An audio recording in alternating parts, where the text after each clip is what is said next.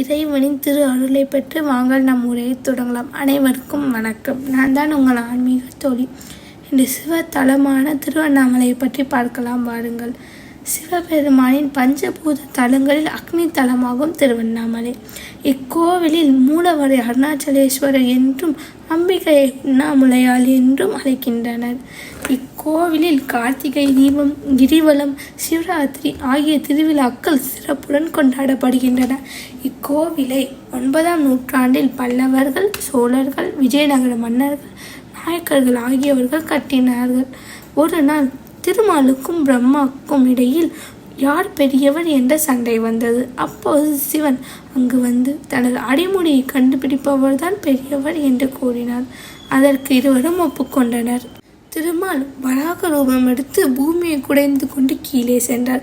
பிரம்மதேவர் அன்ன ரூபம் எடுத்து வானத்தை நோக்கி மேலே சென்றார். திருமாலால் கண்டுபிடிக்க முடியவில்லை என்று தோல்வியை ஒப்புக்கொண்டார். ஆனால் பிரம்மதேவர் தோல்வியை ஒப்புக்கொள்ளாமல் சிவனின் தலையில் இருந்து விழுந்த தாளம்பூவை சாட்சி சொல்ல அழைத்து வந்தார்.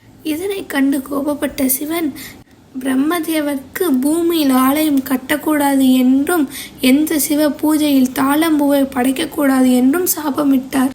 அதற்கு பிறகு தங்களது தவறை உணர்ந்த இருவரும் சிவனிடம் மன்னிப்பு கேட்டனர்.